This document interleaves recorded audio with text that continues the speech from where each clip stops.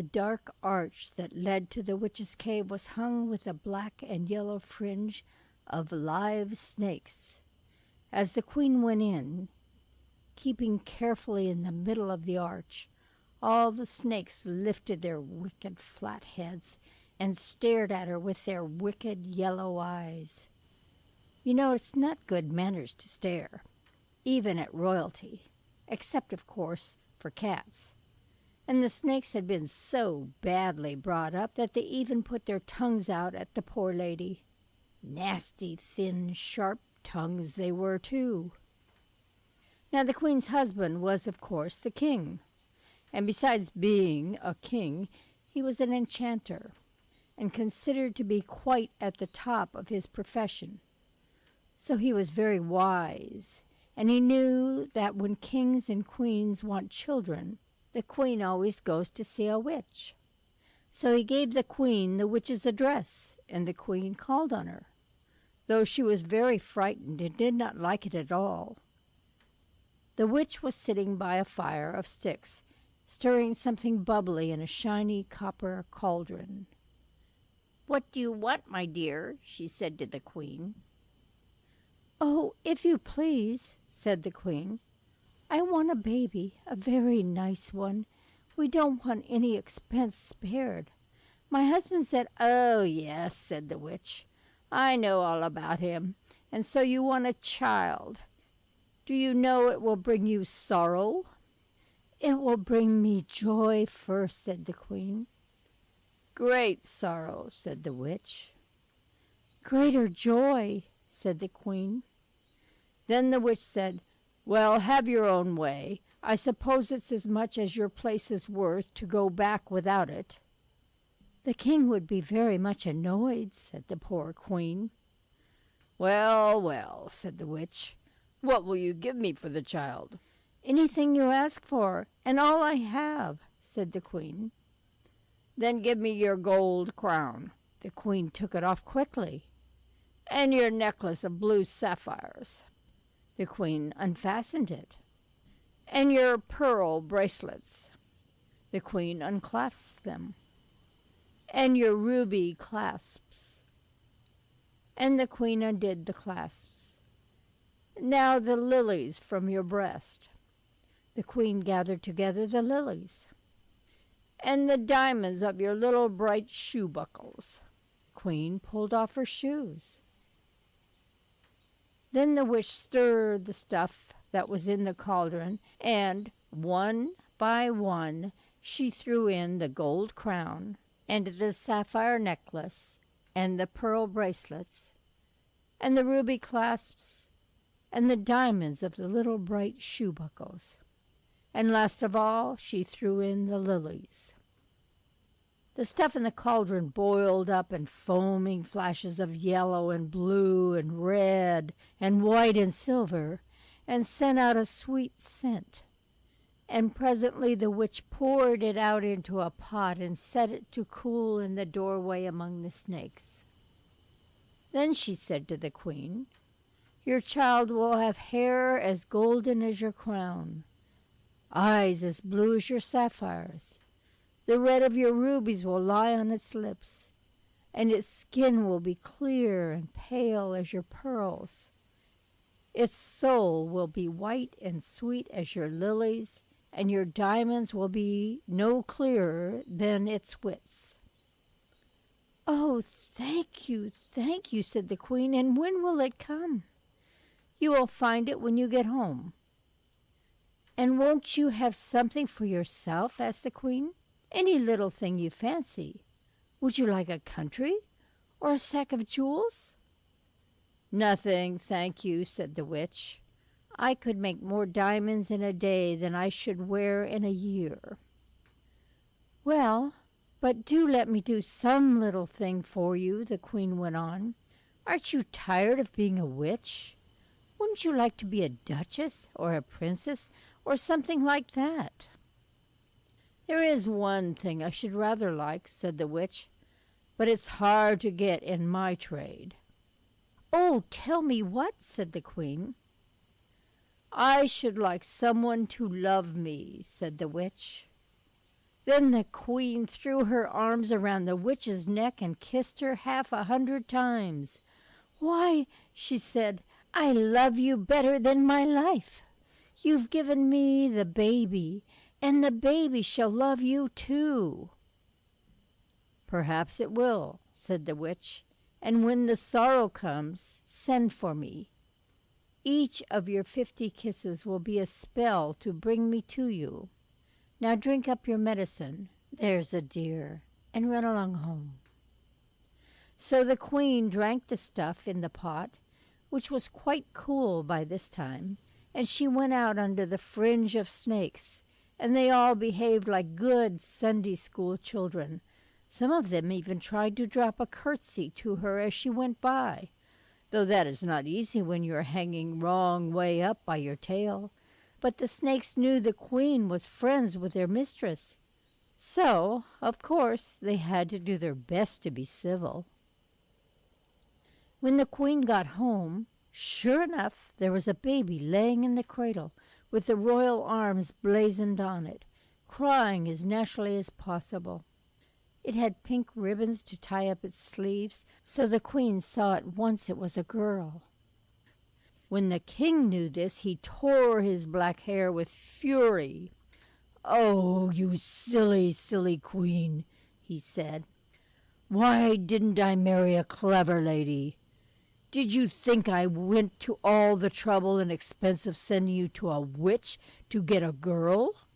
You know well enough it was a boy I wanted, a boy, an heir, a prince, to learn all my magic and my enchantments, and to rule the kingdom after me. I'll bet a crown, my crown," he said.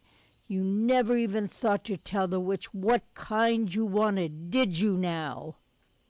And the queen hung her head and had to confess that she had only asked for a child. "Very well, madam," said the king. "Very well. Have your own way, and make the most of your daughter while she's a child." The queen did.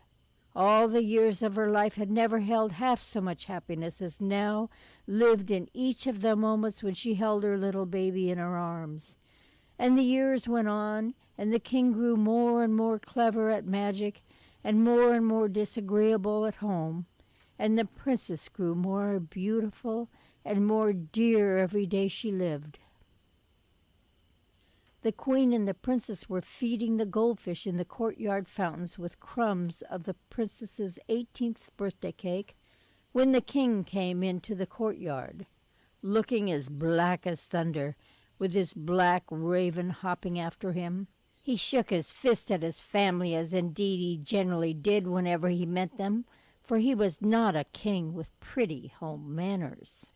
The raven sat down on the edge of the marble basin and tried to peck the goldfish. It was all he could do to show that he was in the same temper as his master. "A girl indeed," said the king angrily. "I wonder you can dare to look me in the face when you remember how your silliness has spoiled everything." "You oughtn't to speak to my mother like that," said the princess. She was 18, and it came to her suddenly and all in a moment that she was a grown-up, so she spoke out. The king could not utter a word for several minutes. He was too angry, but the queen said, "My dear child, don't interfere," quite crossly, for she was frightened. And to her husband she said, "My dear, why do you go on worrying about it? Our daughter is not a boy, it's true, but she may marry a clever man who could rule your kingdom after you and learn as much magic as ever you cared to teach him." Then the king found his tongue. "If she does marry," he said slowly, "her husband will have to be a very clever man. Oh, yes, very clever indeed. And he will have to know a very great deal more magic than I shall ever care to teach him." The queen knew at once by the king's tone that he was going to be disagreeable. "Ah," she said, "don't punish the child because she loves her mother." "I'm not going to punish her for that," said he. "I'm only going to teach her to respect her father." And without another word he went off to his laboratory and worked all night, boiling different colored things in crucibles and copying charms in curious twisted letters from old brown books with mold stain on their yellow pages. The next day his plan was all arranged. He took the poor princess to the Lone Tower, which stands on an island in the sea, 1,000 miles from everywhere. He gave her a dowry and settled a handsome income on her. He engaged a competent dragon to look after her, and also a respectable griffin whose birth and upbringing he knew all about.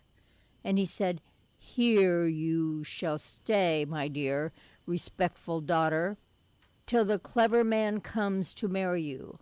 He'll have to be clever enough to sail a ship through the 9 whirlpools that spin around the island, and to kill the dragon and the griffin.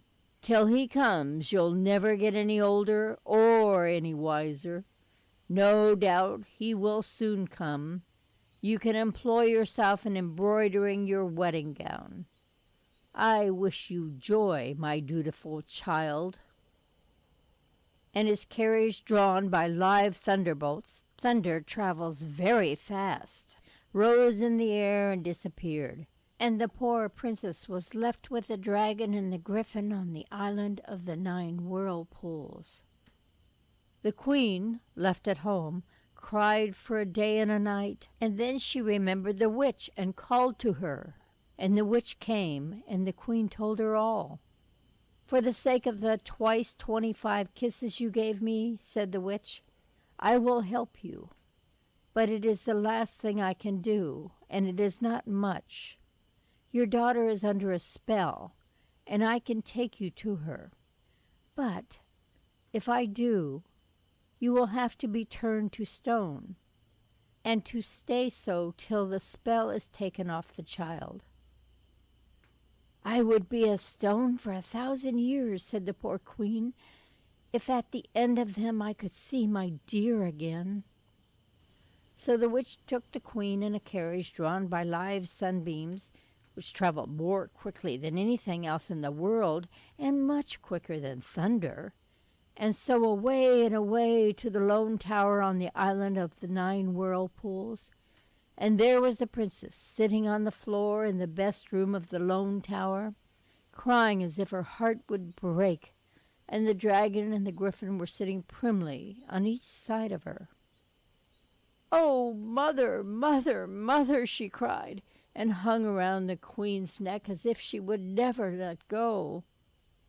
"Now," said the witch, when they had all cried as much as was good for them, "I can do 1 or 2 other little things for you. Time shall not make the princess sad. All days will be like one day till her deliverer comes. And you and I, dear queen, will sit in stone at the gate of the tower. In doing this for you, I lose all my witch's powers, and when I say the spell that changes you to stone, I shall change with you. And if ever we come out of the stone, I shall be a witch no more, but only a happy old woman." Then the 3 kissed one another again and again, and the witch said the spell, and on each side of the door there was now a stone lady. One of them had a stone crown on its head and a stone scepter in its hand, but the other held a stone tablet with words on it, which the griffin and the dragon could not read, though they had both had a very good education. And now all days seemed like one day to the princess, and the next day always seemed the day when her mother would come out of the stone and kiss her again. And the years went slowly by, the wicked king died, and someone else took his kingdom, and many things were changed in the world, but the island did not change, nor the 9 whirlpools, nor the griffin, nor the dragon, nor the 2 stone ladies. And all the time, from the very first, the day of the princess's deliverance was coming. creeping nearer and nearer and nearer. But no one saw it coming except the princess, and she only in dreams. And the years went by in tens and in hundreds, and still the 9 whirlpools spun around, roaring in triumph the story of many a good ship that had gone down in their swirl, bearing with it some prince who had tried to win the princess and her dowry. And the great sea knew all the other stories of the princes who had come from very far and had seen the whirlpools, and had shaken their wise young heads and said, "'Bout ship," and gone discreetly home to their nice, safe, comfortable kingdoms. But no one told the story of the deliverer who was to come, and the years went by. Now, after more scores of years than you would like to add up on your slate, a certain sailor boy sailed on the high seas with his uncle, who was a skilled skipper.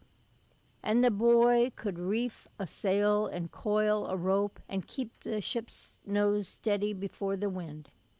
And he was as good a boy as you could find in a month of Sundays, and worthy to be a prince. Now there is something which is wiser than all the world, and it knows when people are worthy to be princes. And this something came from the farther side of the 7th world and whispered in the boy's ear. And the boy heard, though he did not know he heard, and he looked out over the black sea with the white foam horses galloping over it, and far away he saw a light. And he said to the skipper, his uncle, "What light is that?" Then the skipper said, "All good things defend you, Nigel, from sailing near that light. It's not mentioned in all charts, but it is marked in the old chart I steer by, which was my father's father's before me, and his father's father before him. It is the light that shines from the lone tower that stands above the 9 whirlpools.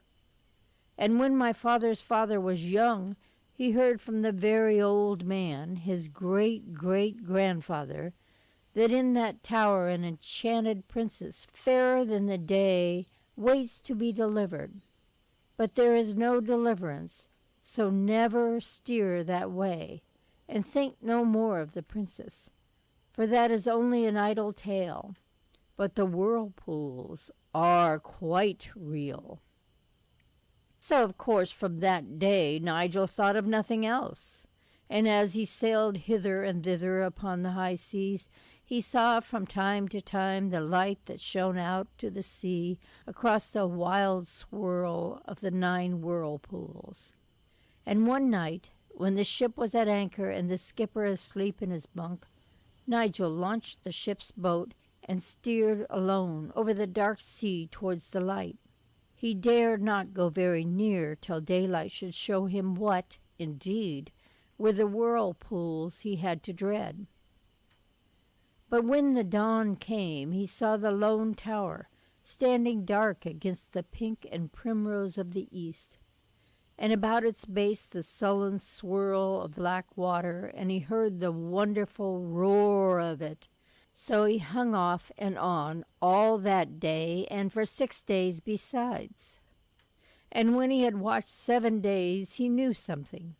For you are certain to know something if you give for 7 days your whole thought to it, even though it be only the first declension, or the 9 times table, or the dates of the Norman kings.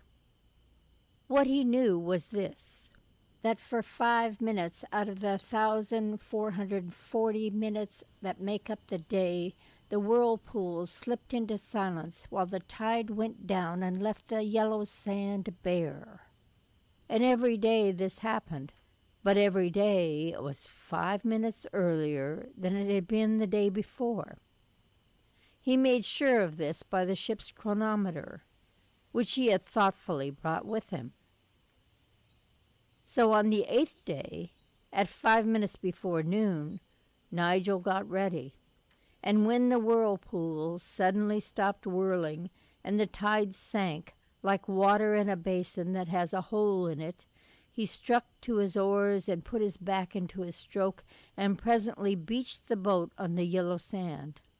Then he dragged it into a cave and sat down to wait.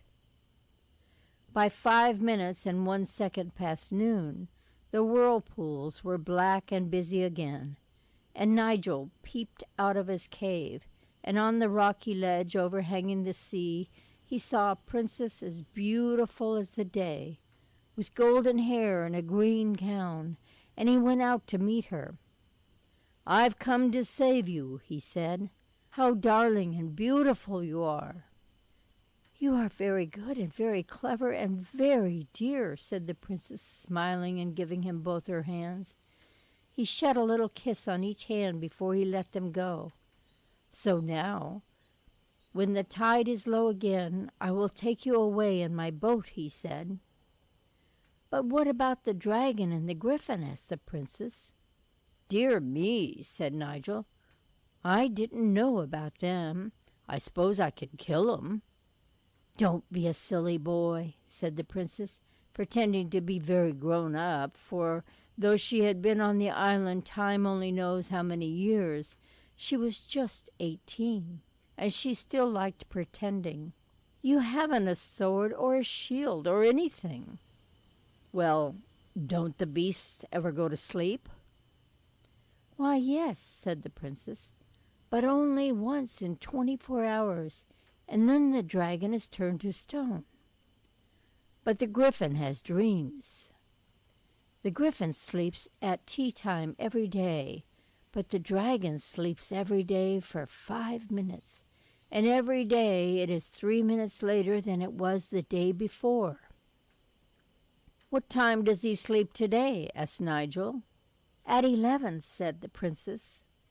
"Ah," said Nigel, "can you do sums?" "No," said the princess sadly. "I was never good at them." "Then I must," said Nigel. "I can, but it's slow work, and it makes me very unhappy. It'll take me days and days." "Don't begin yet," said the princess. "You'll have plenty of time to be unhappy when I'm not with you. Tell me all about yourself." So he did, and then she told him all about herself. "I know I've been here a long time," she said, "but I don't know what time is, and I'm very busy sewing silk flowers on a golden gown for my wedding day. And the griffin does the housework. His wings are so convenient and feathery for sweeping and dusting.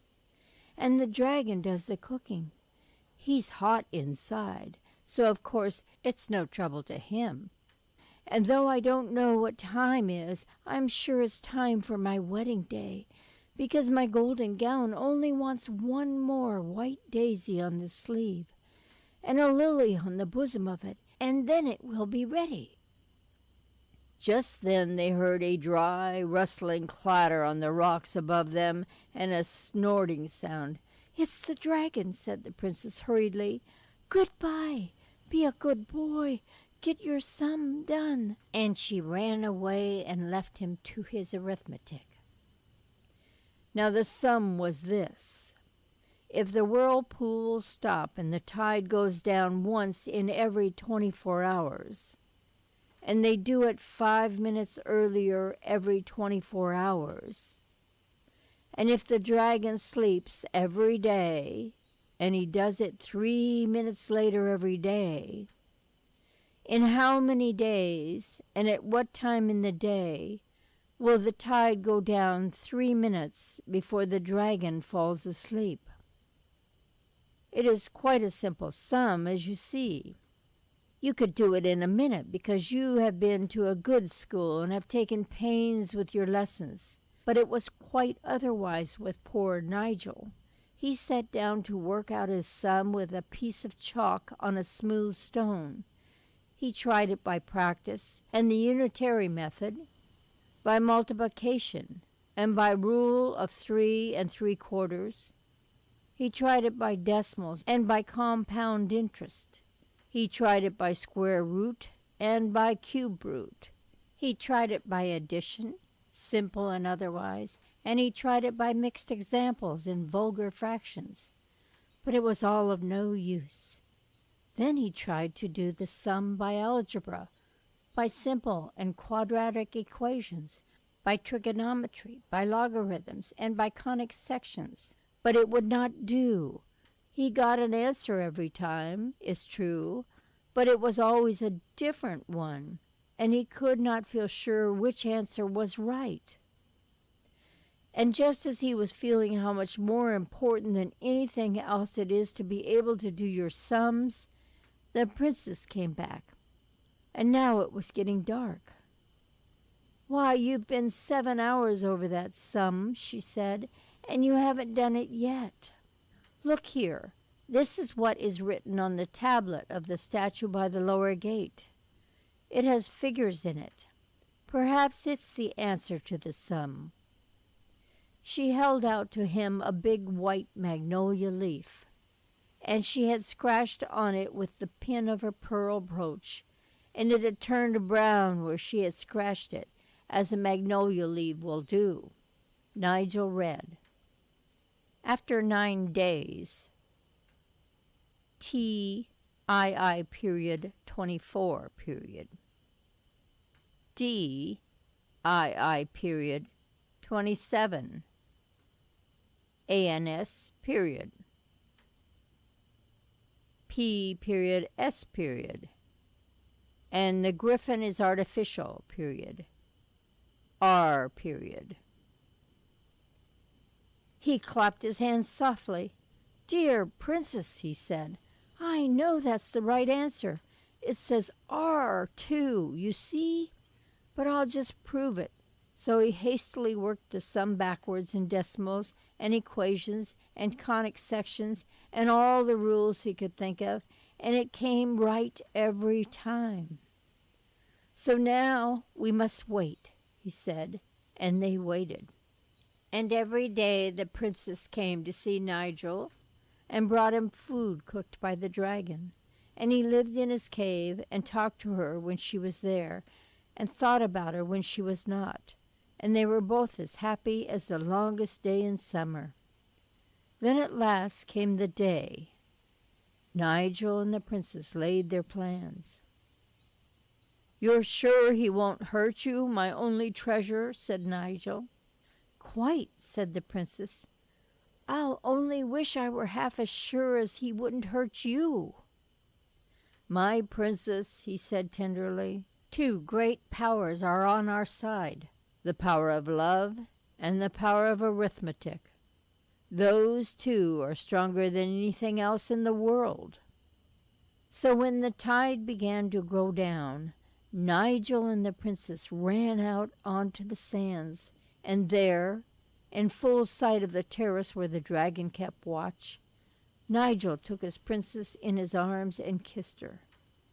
The griffin was busy sweeping the stairs of the lone tower, but the dragon saw, and he gave a cry of rage, and it was like 20 engines all letting off steam at the top of their voices inside the Cannon Street station. And the two lovers stood looking up at the dragon. He was dreadful to look at. His head was white with age.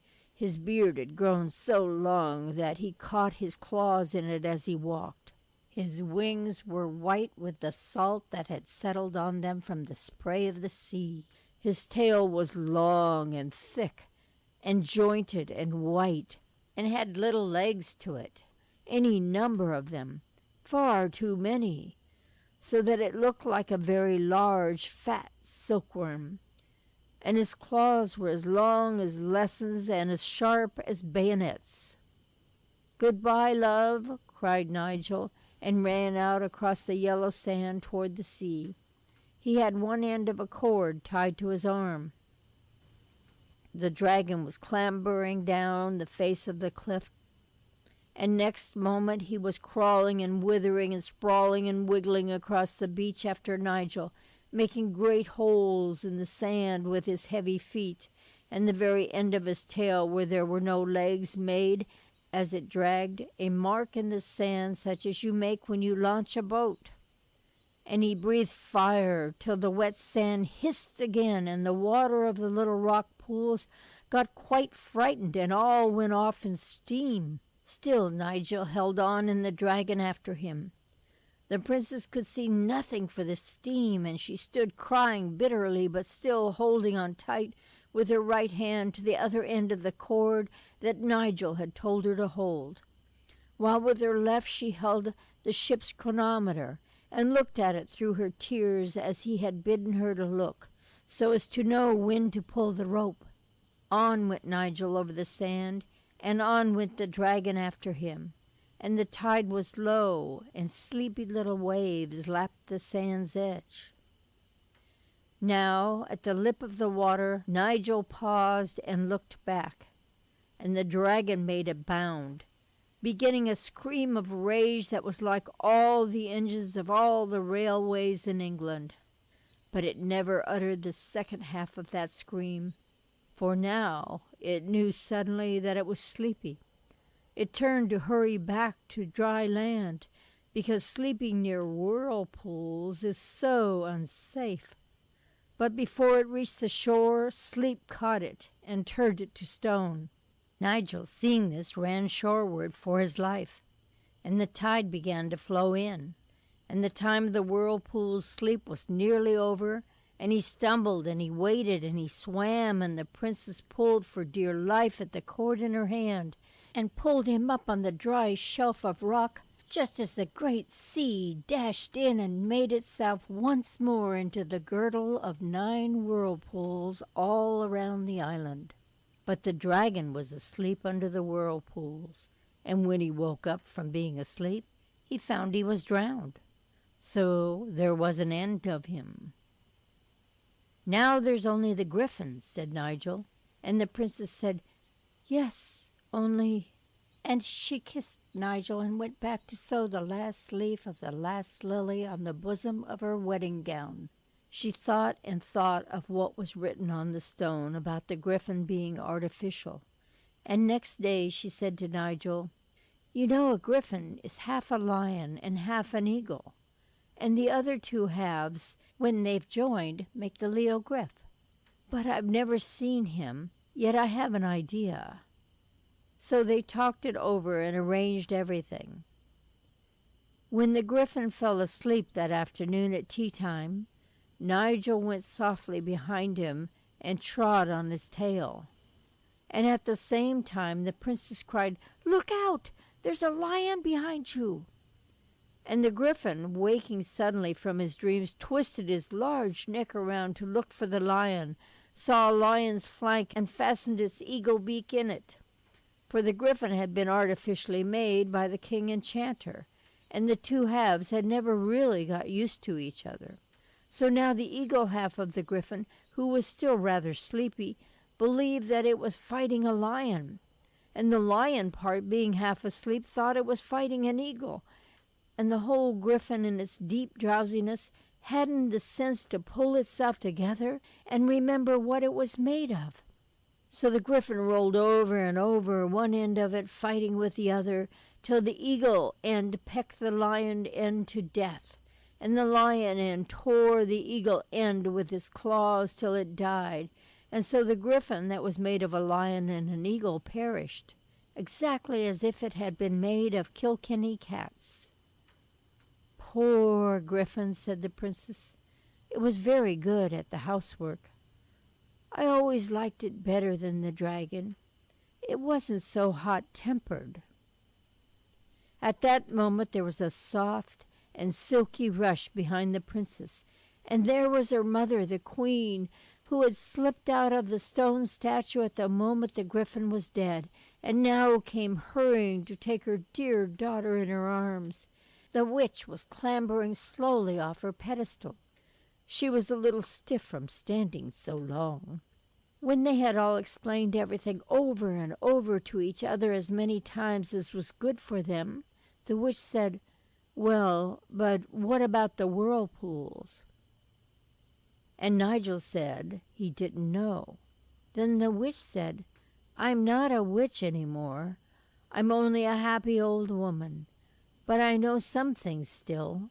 Those whirlpools were made by the enchanter king's dropping 9 drops of his blood into the sea, and his blood was so wicked that the sea has been trying ever since to get rid of it, and that made the whirlpools. Now you've only got to go out at low tide." So Nigel understood and went out at low tide, and found in the sandy hollow left by the first whirlpool a great red ruby. That was the first drop of the wicked king's blood. The next day Nigel found another, and next day another, and so on till the 9th day, and then the sea was as smooth as glass. The 9 rubies were used afterwards in agriculture. You had only to throw them out into a field if you wanted it plowed. Then the whole surface of the land turned itself over in its anxiety to get rid of something so wicked, and in the morning the field was found to be plowed as thoroughly as any young man at Oxford. So the wicked king did some good after all. When the sea was smooth, ships came from far and wide, bringing people to hear the wonderful story, and a beautiful palace was built, and the princess was married to Nigel in her gold dress, and they all lived happily as long as was good for them. The dragon still lies, a stone dragon on the sand, and at low tide the children play around him and over him, but the pieces that were left of the griffin were buried under the herb bed in the palace garden, because it had been so good at housework, and it wasn't its fault that it had been made so badly, and put to such poor work as guarding a lady from her lover. I have no doubt that you will wish to know what the princess lived on during the long years when the dragon did the cooking. My dear, she lived on her income, and that is a thing that a great many people would like to be able to do.